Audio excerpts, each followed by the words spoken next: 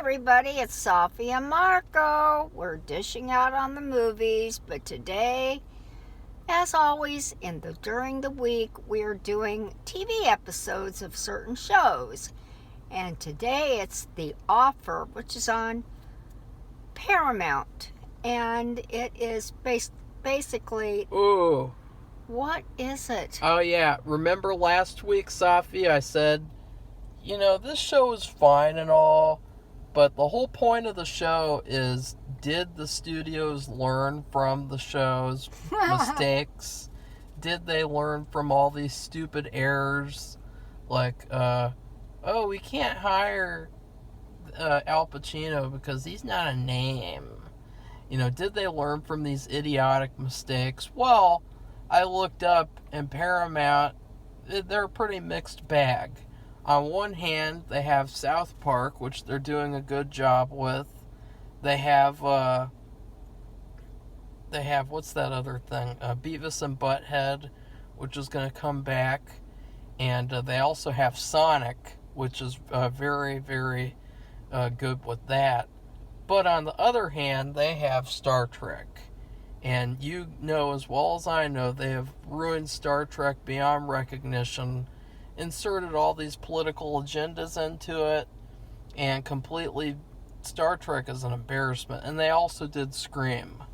They gave the rights to Scream, I think, to that shittier company to make, and so they take the fault for it. So Paramount is mixed. They're not that great, and it doesn't really seem like they've learned from their mistakes at all. And I also believe that they have Halo, and Halo... They do. Halo is probably one of the top 5 worst adaptations of anything in history. It is that bad. It is that embarrassing and cringeworthy. So, they have not learned. Okay, well, that's a shame. And, but there was a lot of turmoil back then, and we've been watching that. But the episode is called A Stand-Up Guy. It is episode 6. And this is the first season of The Offer, which I can't imagine there's going to be other seasons, but you never know. And I have to say that because you never know. And I really liked it because it reminded me of, and I wish I knew what they were called. I've really never heard a term, but where you have the setup of these random things like a ball dropping, a teeter-totter, dominoes,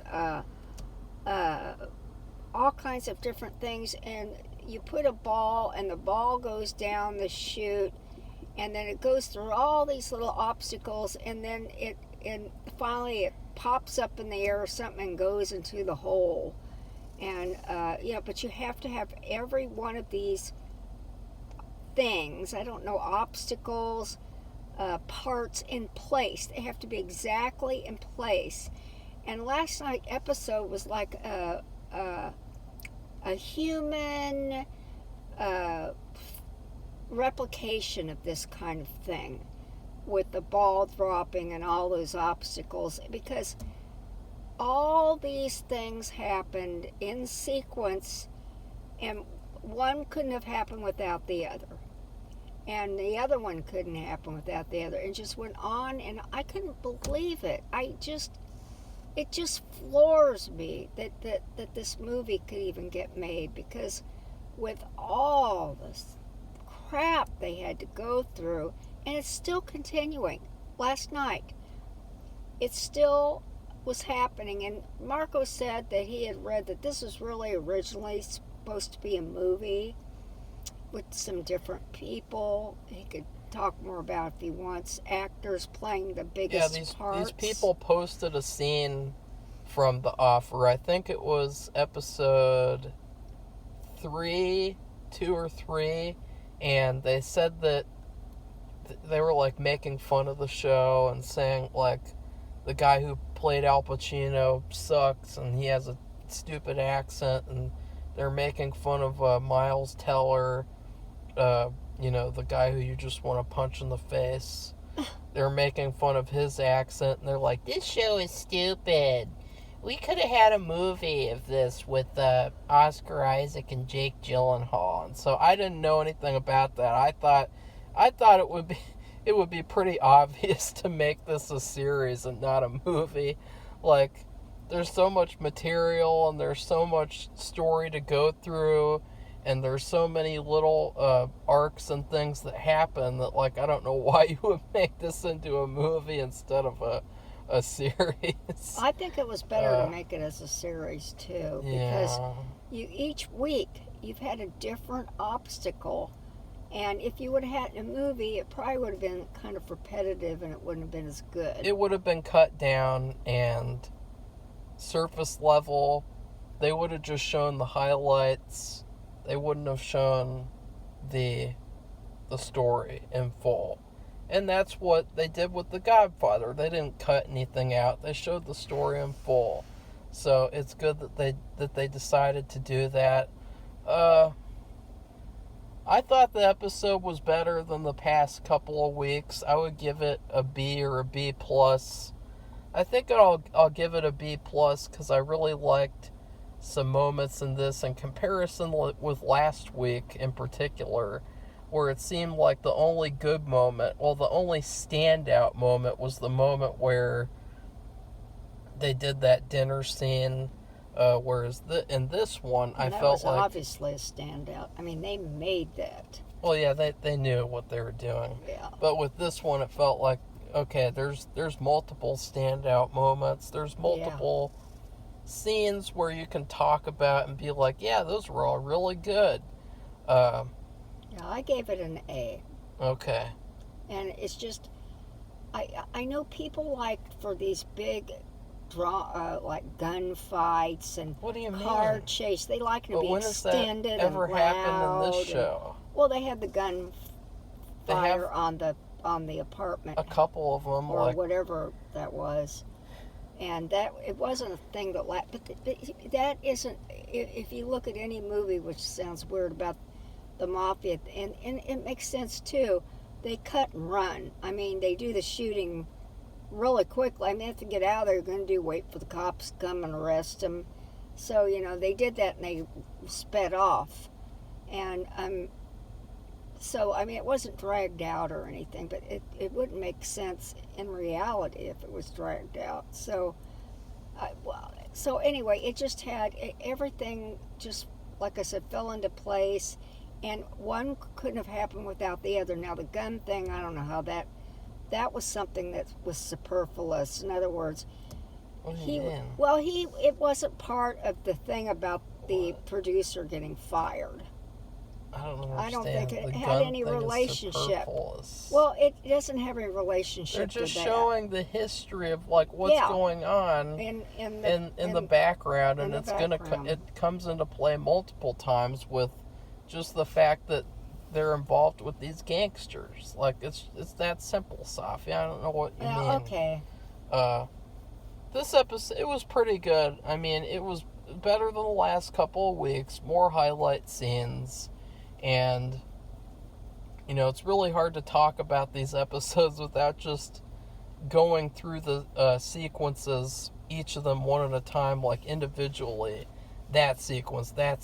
I'll just say, we looked up Crazy Joe, the guy who we also saw in The Irishman get killed, and that was like one of the only hitman scenes in that whole movie that was supposed to be about a hitman. And and that guy did not really look like Crazy Joe as much as this guy does. And so I will applaud their casting, because I think that the guy that they got to play Crazy Joe, he looks a lot more like him than the guy that they got in The Irishman. So I'll say that's pretty interesting. I feel like when they made The Irishman, they didn't really put much attention into the casting, because they just wanted to get like the typical guys, like the main ones, Scorsese's friends, his coffee buddies, his buds, his spaghetti pals, his dinner associates, like people that, maybe they're not really the best for the part, but you like working with them, so you hire them anyway.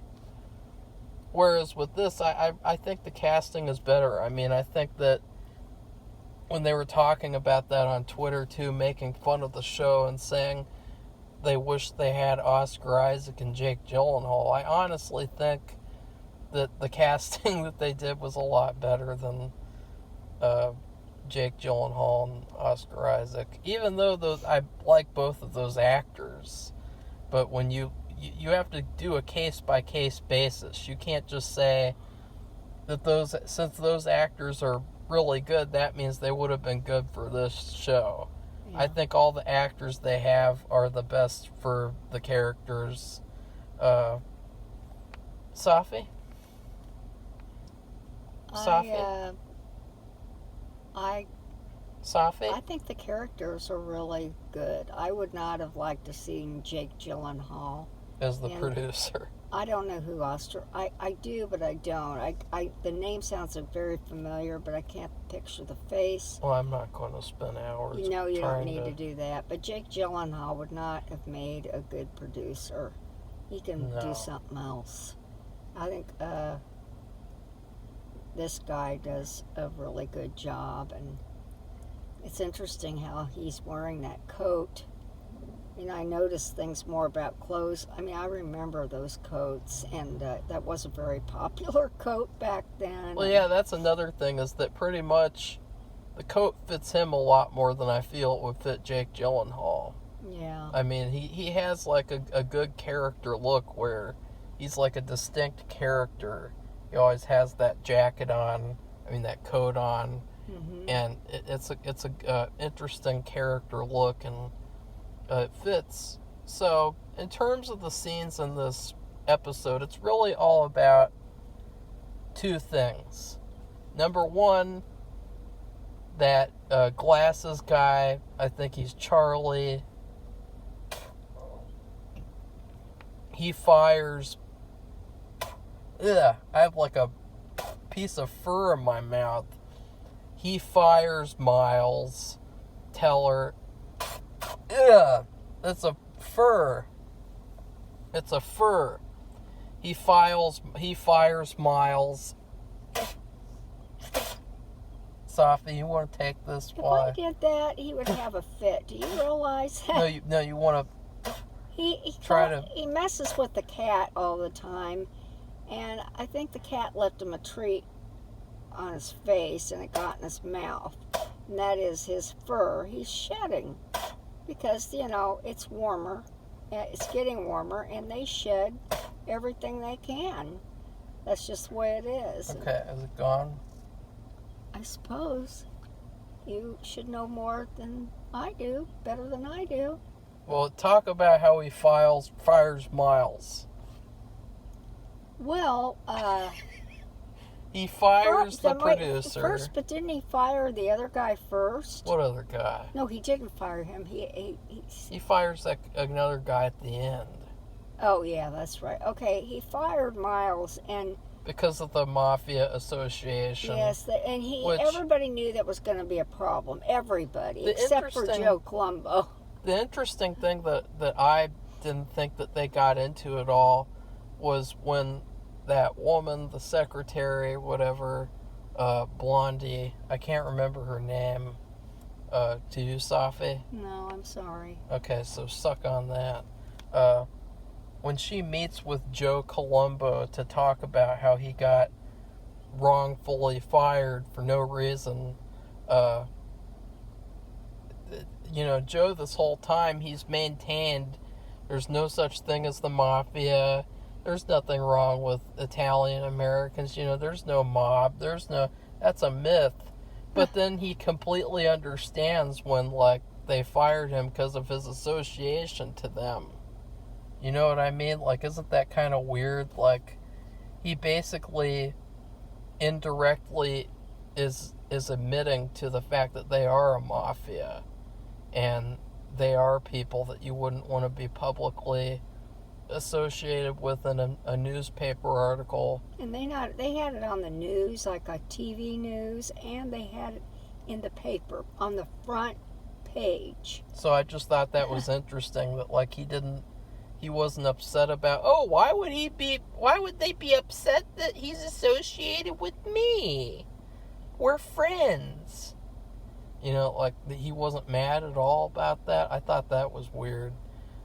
Maybe it's because this is from the producer's perspective and they don't really, and this isn't from the secretary's perspective. Maybe he was madder in real life, because in the show he was like immediately receptive and he was like, oh, of course they're upset about us being associated. But wait a second, he said he's not the mafia, right, Safi?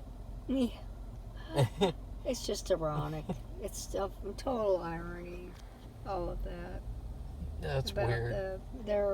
They're all worried about being associated or called the mafia, but They are and then the on the mafia. other, I know that, but on the other hand, they're shooting up buildings with bad people they don't get along with, and they're threatening people. They're threatening to shut down this and that. They're threatening to do. All the whole time, and I don't think everybody just does that. I think if you're associated with the mafia, yeah, you might do that, and nobody's going to be surprised if you do.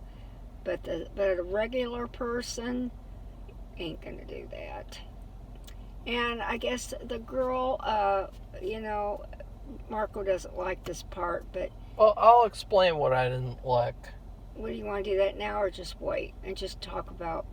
So, about this, she goes there because there just doesn't seem to be any avenue to go to get them to rehire him. They not only fired Miles Teller, they also were going to sell Paramount Pictures to some random guy in Texas who was just so happened to be played by Sopranos boy, the son of Tony Soprano from The Sopranos. This movie that came out. Latest movie. He plays this Texas guy, and they were going to sell it to him for like half off. But the thing is, that this is the thing about everything falling into place. Because of this TV appearance with the producer and Joe Colombo, and Joe Colombo saying none of this would have happened without him, the producer. So they had I think we talked about this week, Paramount, they wanted to sell out. That they have this accountants pushing for it, and then they have the head of the studio, I don't know what he's doing, or of the company, whatever, he wants to get rid of it. And so they had like at least four offers to sell. They had some offers on the offer? Yeah, that's right. And so when this thing with the mafia and the publicity happened, and everybody was unhappy. Yeah, the publicity made them not want to buy it, so yeah, it's funny how... 3 out of the 4 backed out. All these different factors just happened to all come together at once, right. and make what happens. And so the Texas guy was the only one left. Well, he was offensive in multiple ways. First of all, they had lunch, and he wouldn't eat the caviar that the head of the company had bought. And which, honestly, yeah, that's true. Nobody likes caviar. I don't know. If you like caviar, let me know. I would really be curious. But I don't think that somebody from Texas. Why would I want to have caviar when I could have a steak? Yeah, or chili, or a country fried steak, or whatever. Spaghetti, the greatest food of all time, Safi. I don't know if somebody from Texas would want to have spaghetti. Lasagna. But I'm not saying, tacos. I'm not going to talk about people from burritos. Texas like Remember that monster burrito from that restaurant we went to 2 weeks ago? the monster burrito, enchilada, quesadilla, what are those called? The fajitas? Fajita. Fritos? Fajita. Fritos? Fajita. Frito pie. You want to have a brown Betty from Peggy Hill? Okay, Marco. What? Anyway. That's what she made in King of the Hill. Well, we're Texas not talking show. about King of the Hill Texas now. show, Texas people. Okay, well, anyway, this guy, he was just offensive, and then Well, I love he said, offensive "Oh, people. because of this publicity, I'm going to make the deal better for me." Or he said it in a weird way. He said it's 50% off now. Yeah, you have to. Losers. And then they're looking at him like, "What the?"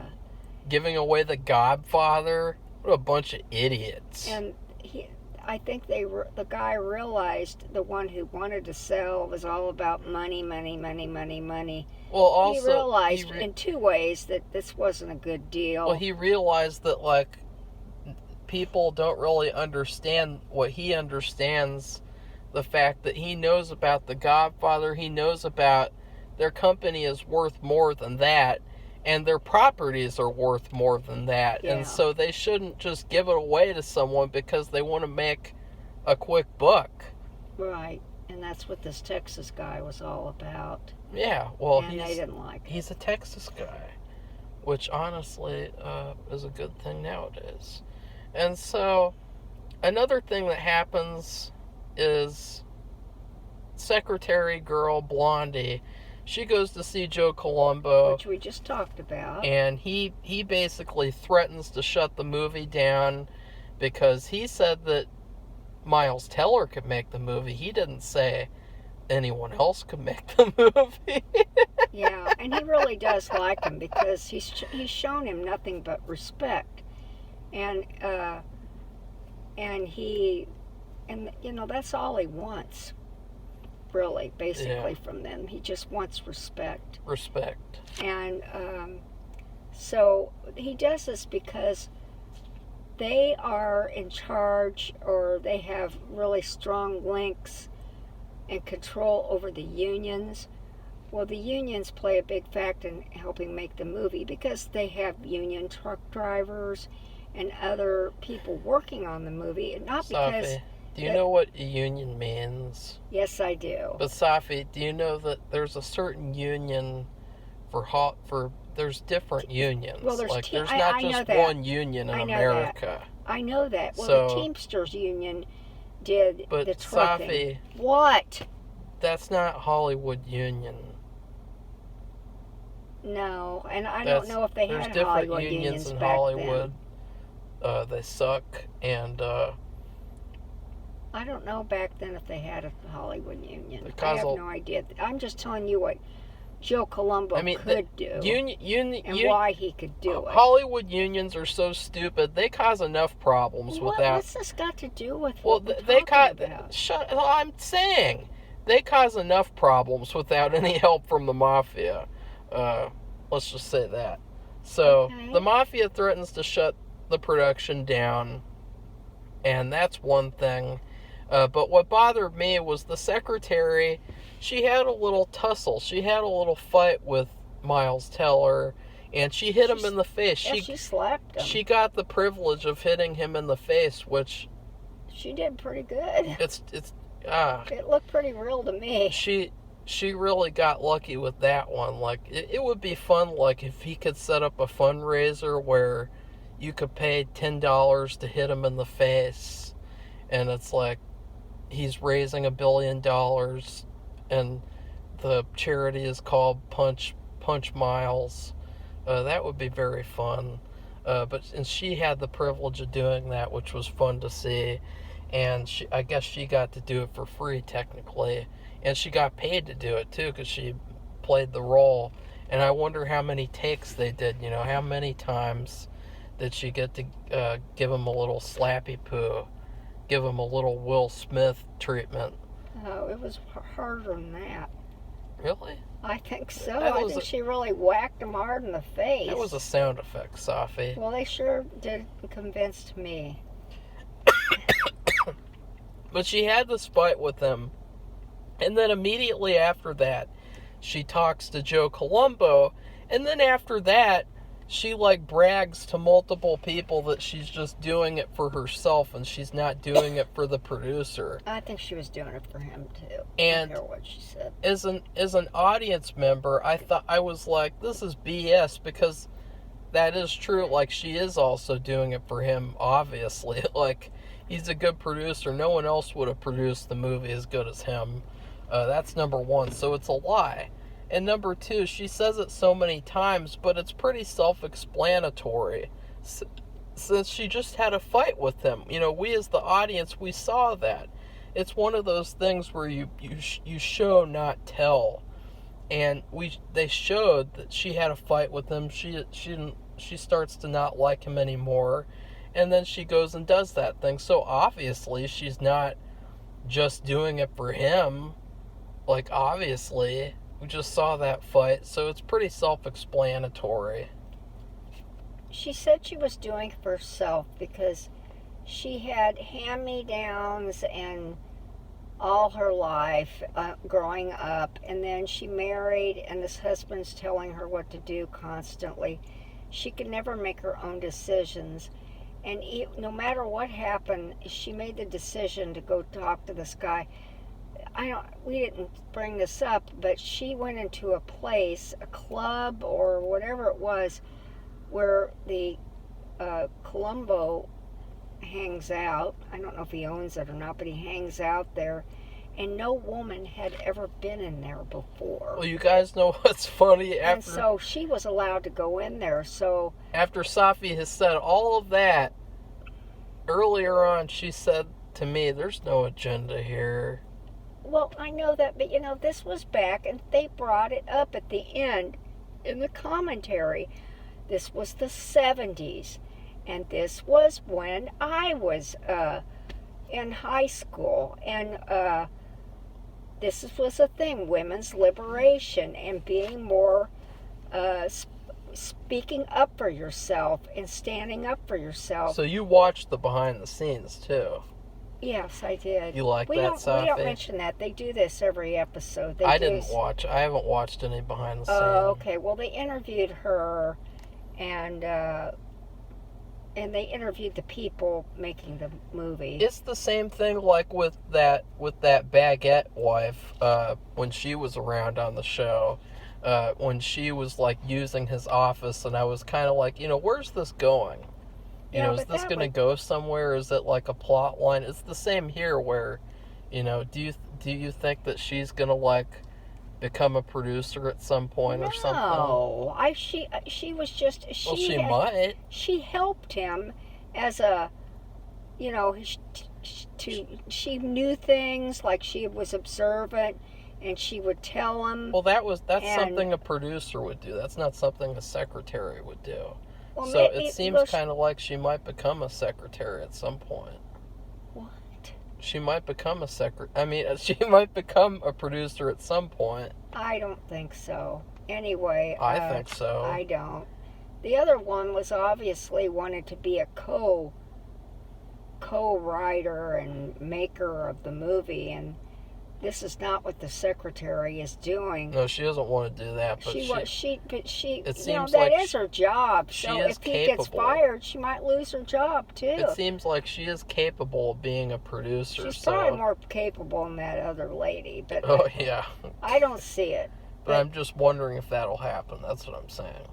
I don't know, but it's a possibility. But she was standing up for herself because she didn't want to lose her job, but I think she was also standing up for him because in the movie itself, everybody wanted that, all of those people anyway, they wanted that movie to get made. They knew it was something special. Yeah, it's a package deal. You can't just say, I want to make The Godfather, but I don't want Al Pacino. And okay, then you're not going to make The Godfather. Like, it's a package deal. Right. And so they needed that producer, and they got him back, thankfully. I mean, that would have been so... I mean, remember that Bob guy? He was like, I'll produce the movie myself. Like, oh, yeah, okay. That would have been funny. Are you talking about that accounting guy? No, the classes guy, the British guy. Oh, that guy, yeah. He was like, maybe I'll produce it myself. Snort, snort, snort. Cocaine, which was weird. Anyway, and he has a big moment where he gets to go and yes, he does. he breaks into the board meeting where they want to sell the company to some Texas guy. And that was before they even met him, right? Or no, wait, he had already met him. Yeah, they already met him, and only he met him though, the head of the whole place. Booby breaks in, and then he had this moment where, I mean, he came in, he gave us some impassioned speech to the board, and like I said, it was like one of those cogs falling into place, because I don't think if he had not given the speech, I think the movie, they would have sold the studio.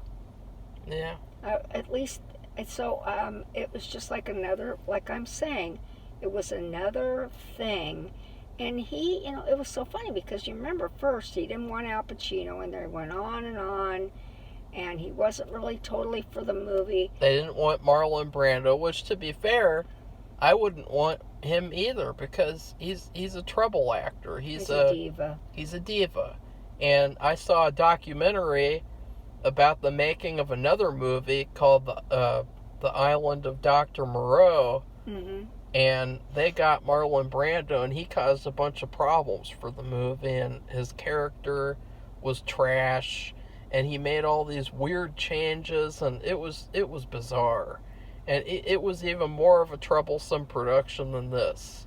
And so I would not want to work with an actor like that who is a troublemaker. Yeah, but the author of the book, Puzo, he wanted Marlon Brando to do it. And then when the director saw how unbelievable he did, how he transformed himself into the Godfather, he wanted him to. And so when you have that kind of wanting by significant people, I don't know if they could argue against that. So he gives the speech to the board, and then the board does not sell, thankfully. Yeah. And what? It would have been antithetical to sell to that Texan guy. Yeah. And that would have been the whole head of the studio, he went out. They had started work on the movie, and they're shooting. It was the scene where, you have the Godfather in the hospital. He's been shot, and they're protecting him, but somehow some of the protection went away, and he was all alone. And Michael Corleone goes up. Corleone.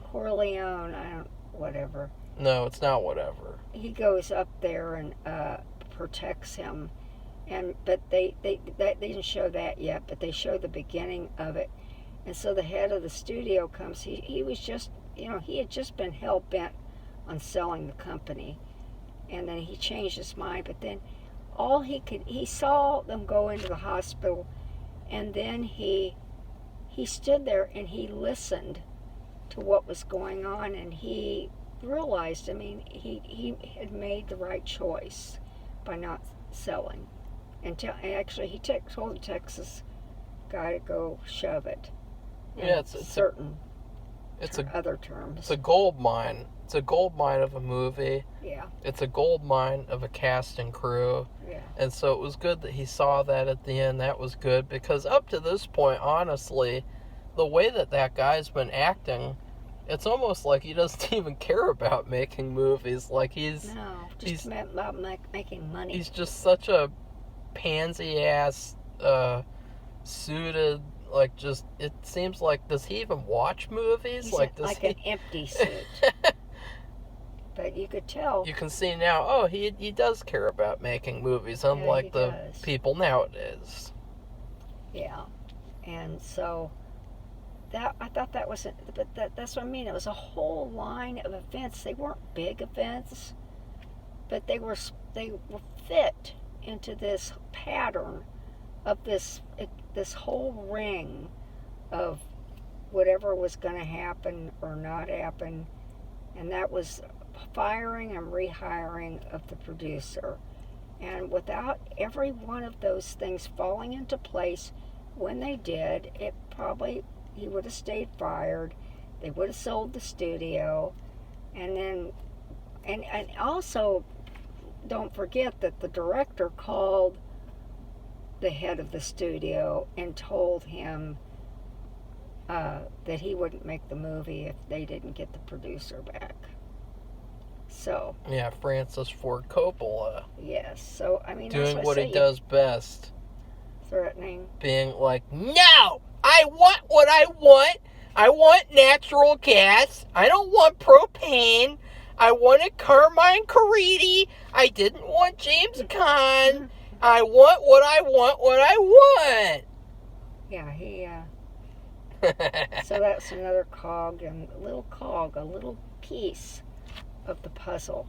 Yeah, so that was good about the episode, was all these things came together to make sure that the movie wouldn't at the right time become a train wreck. Right. Which was what it was going to become. Yeah, because those financial people, they don't know what they're doing. They don't know anything. Yeah. And they were just pretty embarrassing. It was all about making money and losing money, and it just was about ready to make me vomit to listen to what they said. Well, just imagine what they're like nowadays. Oh, I can't even, and don't even. Just imagine the people who are funding the Star Trek series. Well, what about Star Wars? Well, that's Disney. We're talking about Paramount. I know. I'm just, whatever. So, because of that, all those things, and then we had this scene with the shoot 'em up. Yeah, at the very end, shoot 'em up, shoot up. Joe Colombo puts a hit out on Crazy Joe, and all of his people go and shoot up an apartment building with them in there, which was sort of interesting, because I was like, it was so dark, it was hard to see a little bit for me, so I had to look at the screen pretty closely. But that was the ending of the show, and we know next, we looked up what happened next, and we won't give that away, but it's pretty exciting, I guess you could say, and it parallels sort of the sequence they're shooting in this movie, the sequence in the hospital, let's just say. So we won't give anything else away. Safi, what should people do? Hey, if you liked our little commentary and review and grades, and give this posting a like, and then subscribe. We love new subscribers. We welcome your commentary too. And I would be interested to know if you like caviar. Ew. And that, I would like that. And then I'd like to know, if you watched it, did you like it? How are you liking it so far? Do you agree with me that it was kind of like a human replication of these little mechanical puzzles that they put together, where you have to go where the ball goes through one thing and then something drops? You like ball puzzles? I don't know what it's called. I know there must be a name for those. In fact, if you know the name of what I'm talking about, leave it in the commentary. I would really love to know. There was that one puzzle that I got as a kid. Remember the one with the $20 bill, where you had to move the ball around this maze, and then once it gets to the center, it unlocks the $20 bill? Oh, yeah. I finally ended up doing that a couple of years ago. I finally got the 20. It was pretty fun. But anyways, goodbye. See you tonight.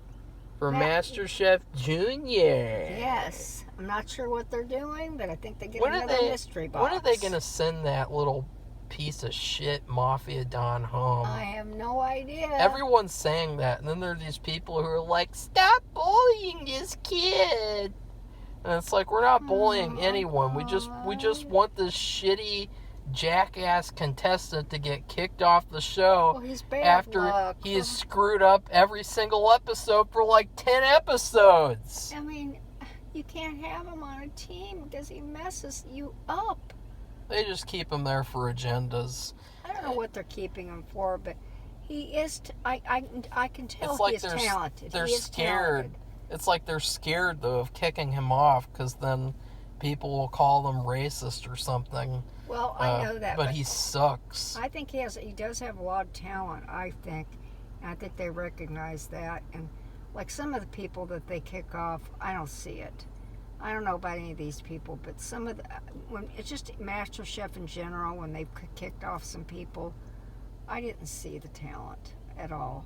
Really? Yeah, I didn't see them ever doing anything.